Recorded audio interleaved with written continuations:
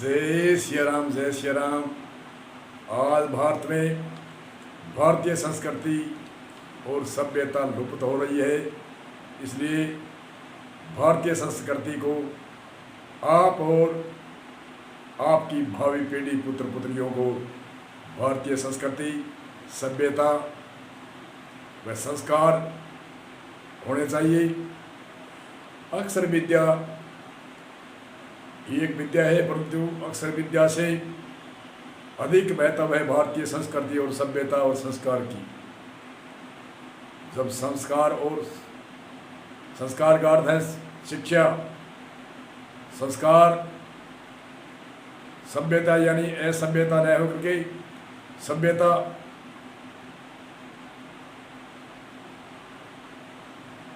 आज हमारे भारत के अंदर भारतीय संस्कृति एकदम लुप्त है। विदेशी पाश्चात्य प्रभाव और हर एक से एक देखा देखी देश विदेश की संस्कृति अपना रही है। भारतीय संस्कृति लुप्त होती जा रही है। भारतीय सभ्यता, भारतीय भावी पीढ़ी और वर्तमान पीढ़ी भारतीय संस्कृति को भूल चुकी है। इसलिए हमारी भारतीय संस्कृति, सभ्यता और संस्कार, इनकी शिक्षा हमारे पूर्व की और वर्तमान की ऋषि, महर्षि, महात्मा, विद्वान, आचार्य आदि साधु महात्माओं से प्रेरणा मिलती है। अनेक ऋषि मुनि हुए जिन्होंने भारतीय संस्कृति, सनातन धर्म, सभ्यता, संस्कार आदि की शिक्षा दीक्षा दी। और हमारे तुलसीदास जी ने एक रामायण में बड़ी एक सरलता से रामायण में भारतीय संस्कृति की, संस्कार, सभ्यता बड़ी आसान कर दी। हमें उपदेश मिलता है तुलसी कृत रामायण से। तुलसी कृत रामायण में तुलसीदास जी ने जो राम की लीला लिखी है वह ऐसे ही नहीं है, संस्कार अपनाने के लिए है, संस्कृति अपनाने के लिए है और सभ्यता के लिए है। हमारे राम जन्म से जब भी थोड़े समझदार हुए, बोलने लायक हुए, तो माता पिता को प्रणाम करते हैं, गुरुजनों को प्रणाम करते हैं, बड़ों को प्रणाम करते हैं। और राम सबसे बड़ा है, इनको तीनों भाई प्रणाम करते हैं। और एक से एक जो बड़ा है थोड़ा बहुत भी उनको प्रणाम करते हैं, नमस्कार करते हैं। नमन करके दोनों हाथों से नमस्कार और प्रणाम करते हैं। प्रणाम करने से हमारे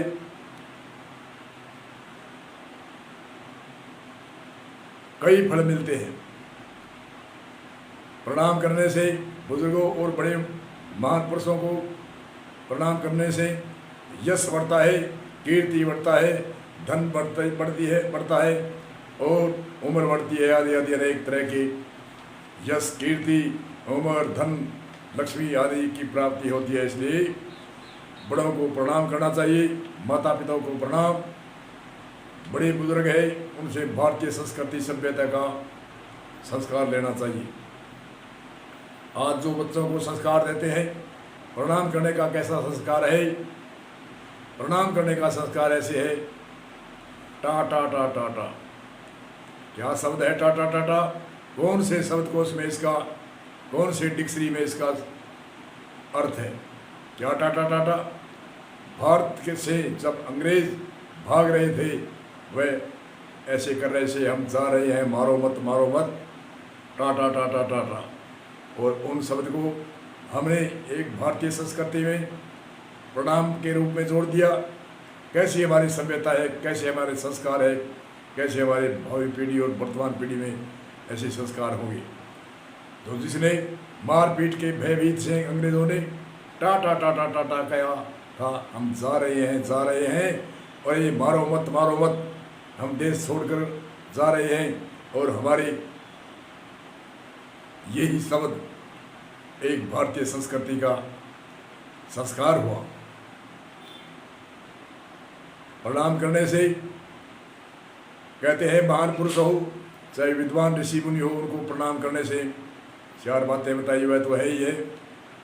दूसरी, चरणों को प्रणाम करने से जो महान पुरुष की जो शक्ति है, जो ऊर्जा होती है, जो उनकी आशीर्वाद की शक्ति, उनकी योग तपस्या की शक्ति जो होती है, वो चरणों में स्पर्श करते ही ऊपर से नीचे आती है। और जब शिष्य के सिर के ऊपर हाथ मिलता है तो उसकी जो शक्तियाँ हैं वो उसमें प्रवेश होती है, और चरणों के द्वारा स्पर्श करने से ऊर्जा बढ़ती है, कीर्ति बढ़ती है, और सद्भावना की भावना होती है। अनेक तरह से ऐसे ऐसे संस्कार भारतीय संस्कृति में दिए गए थे। आज हमारे भारत के अंदर बोलचाल की भाषा में पुराने समय में ऋषि मुनियों ने जो शब्द सिखाए थे, वो शब्द जब बच्चा बोलने लगता है तो पै फै बै भै मैं के अक्षरों से शुरुआत करी थी। पै फै बै भै मैं दोनों होठ भिड़ते हैं। माता कहने से भी दोनों होठ भिड़ते हैं, पिता कहने से दोनों होठ भिड़ते हैं, बाबा कहने से, मामा कहने से, आदि आदि शब्दों से दोनों होठ भिड़ते हैं। वह संस्कार दिया था। और आज अलग अलग डैडी मैडम जो डिक्शनरी में इनका कई अंग्रेजी शब्दों का अर्थ निकाले, वह तो अपने हिसाब से बोलते हैं, वो क्या कारण से बोलते हैं। और आजकल एक अंकल की प्रथा चल पड़ी। विदेशों में तो अंकल जो छोटे बच्चे होते हैं वो कॉन्वेंट स्कूल में या वो आंगनबाड़ी हमारे ऐसी उसकी एक संस्था है जिनमें छोटे बच्चे को छोड़ देते हैं। उनके माता पिता को भी पता नहीं हमारा बच्चा एक बारी प्रवेश करते हैं, उनके पास नहीं जाते हैं। वह संस्था है, वो नौकर है, वो नौकरी के लालच में उसको पालते हैं और बड़ा करते हैं। उसको शिक्षा में पब्लिक का कोर्स है, सरकार की एक वैसी संस्था है। उसमें बच्चों को ऐसे मालूम नहीं कि हमारे माता कौन है, पिता कौन है, चाचा कौन है, भाई कौन है, बंधु कौन है। और हमारे वे जब किसी को जो संस्थापक पालना करते हैं, बच्चियों की, महिला बच्चों की, पुरुष जो करते हैं उनसे पूछते हैं ये कौन है, वो कहते हैं अंकल जी। अंकल जी मतलब हमारे में अक्ल नहीं, हमें मालूम नहीं ये है कौन, तुम्हारा पिता है या दूसरा है या कोई है। तो अंकल का अर्थ है कोई भी हो वो अंकल है। हमारे यहाँ माता कोई अंकल, पिता कोई अंकल, भाई कोई अंकल, चाचा को अंकल, बाबा को अंकल, मामा को अंकल, राव भगते को अंकल, जो मिले उसको अंकल ही अंकल। क्या अंकल?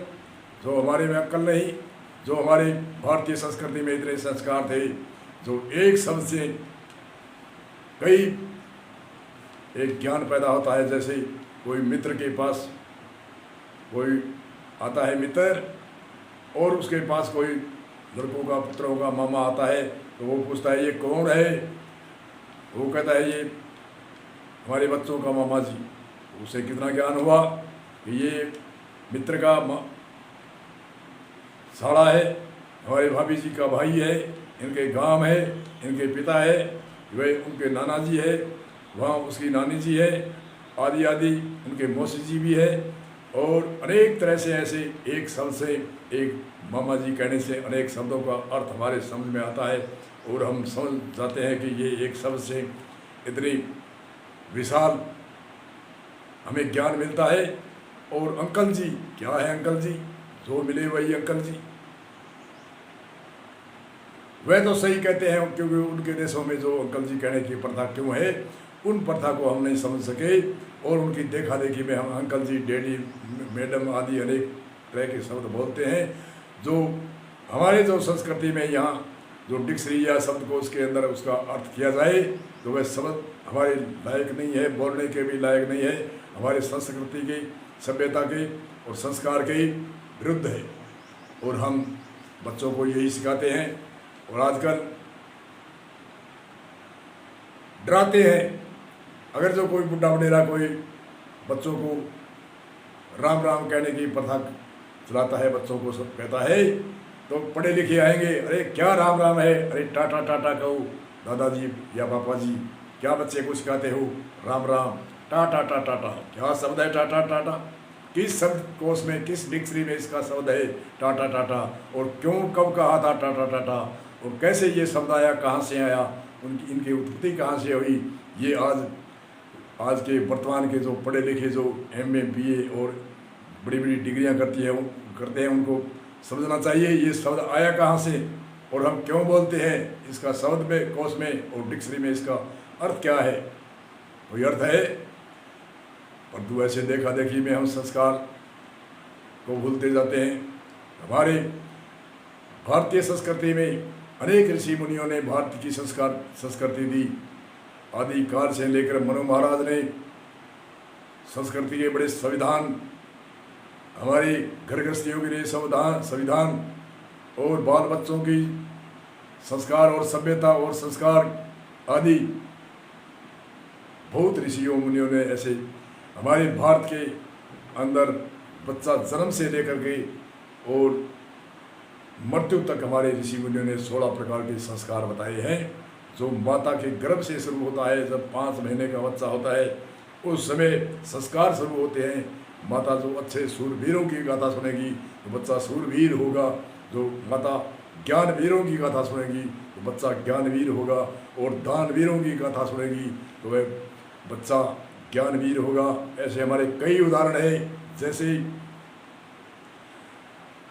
प्रहलाद भक्त की माता ने नारद मुनि से भक्तों की कथा सुनी तो वह प्रहलाद भक्त 5 वर्ष की उम्र में ही उसकी भक्ति की प्रेरणा जगी, और वेद व्यास जी ने अपने पत्नी को ज्ञानवीरों की गाथा सुनाई तो वेद व्यास जी के सुखदेव मुनि पुत्र 5 साल की उम्र में ही और संसार की भावना को त्याग करके वह ज्ञानवीर हुआ। ऐसा ज्ञानवीर हुआ जो हजारों ऋषियों के अंदर हम सुनते हैं।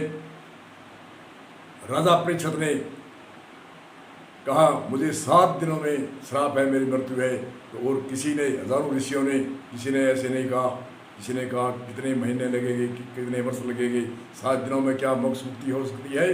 परंतु वो वेद व्यास जी की पत्नी थी, उन्होंने ज्ञानवीरों की गाथा सुनी थी, उसके संस्कार 5 महीने का जब गर्भ में था उस समय से शुरू हुए थे, और जब वह 5 वर्ष का हुआ इतने तक उसकी वही रील थी जो माता ने गर्भ में 5 महीनों के बच्चे से 9 महीनों तक जो सुना था, उनकी उसके दिमाग में इतनी शक्ति थी, इतनी ज्ञानवीर की प्रेरणा थी, त्याग तपस्या की भावना थी। तो सुखदेव मुनि ने राजा परीक्षित को कहा 7 दिनों में मैं कराता हूँ मोक्ष मुक्ति, मैं 3.5 दिनों में एक ऋषि ने कराई थी, और मैं 7 दिनों में 7 दिन तो बहुत ज़्यादा है, दुगने हैं। ऐसे दानवीरों की कथा सुनेंगे तो बच्चा दानवीर होगा, ज्ञानवीरों की कथा सुने 5 महीने का बच्चा गर्भ में होता उस समय संस्कार शुरू होते हैं, और जन्म के बाद बोलने के बाद में माता संस्कार जैसे देगी। माता का बड़ा प्रभाव पड़ता है बच्चे पर, क्योंकि वात्सल्य भाव होता है, माता एक का वात्सल्य भाव आंतरिक होता है, तो बच्चे का ऐसा प्रेम होता है माता से जिसकी कोई सीमा नहीं है। और प्रेम तो सबसे करता है बच्चा, सब प्रेम बच्चे को करते हैं, परंतु जो माता का वात्सल्य भाव है ऐसा भाव किसी का नहीं होता। जो माता जो भी शब्द बोलेगी बच्चे को समझाने के लिए, बोलने से लेकर के गर्भ से लेकर के 10 साल तक माता जैसे बच्चे को बढ़ानी चाहती है वैसे बढ़ सकता है। ये शास्त्रों का उल्लेख है, ऋषि मुनियों का उपदेश है, ऋषि मुनियों की शोध करके ये एक प्रैक्टिकल किया हुआ है। तो एक संत की गति भी है, जननी जने तो संत जने कह दाता कह सूर, या तीनों में न रहे बांधनी मती गमावो नूर। हे जननी, हे माता, संतों को जन्म दे जो ज्ञानियों को ज्ञान हरण करके और को अंधकार को मिटावे, मोक्ष मुक्ति देवे, उनको भारतीय संस्कृति सभ्यता आदि संस्कार देवे। ऐसे संतों को जन्म दे, जननी जने तो संत जने कह दाता कह सूर, या दातार को जन्म दे जो रंती देव के जैसे, राजा बलि के जैसे, राजा हरिश्चंद्र के जैसे, और नरसिंह मोहिता के जैसे गरीबों को देवे, दुखी दीनहीन दुखियों को जो दान देवे, ऐसे दानवीरों को जन्म दे, या सूरवीर को जन्म दे जो देश की रक्षा करे, राष्ट्र की रक्षा करे। जननी जने तो संत जने कै दाता कै सूर, या तीनों बिन रहे बांधनी मति गवावो नूर।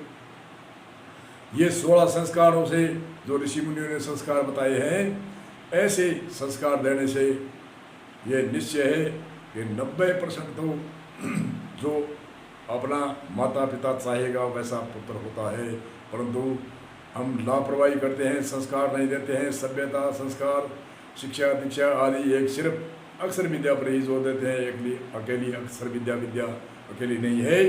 भारत में भारतीय संस्कृति और सभ्यता में कैसे रहना चाहिए, असभ्य नहीं रहना चाहिए, संस्कार शिक्षा होनी चाहिए। और हमारे सनातन परंपरा की जो भी ऋषि मुनि है उनकी मर्यादा अपनानी चाहिए, उनका भाव हमारे पर और हमारे पुत्र व भावी पीढ़ी पर संस्कार करना चाहिए। इसी सूत्र के साथ में अगले सूत्र में हम अब ये संस्कार की ही चर्चा चलेगी। जो रामायण में संस्कार है और ऋषि मुनियों ने इतिहास में संस्कार लिखा है, वर्तमान में भी संस्कार ऋषि मुनि बताते हैं, और पूर्व काल में जो इतिहासों के द्वारा जो बताया वह भी हम आगे चर्चा करेंगे इसी सूत्र के साथ में। बोलो जय श्री राम जी।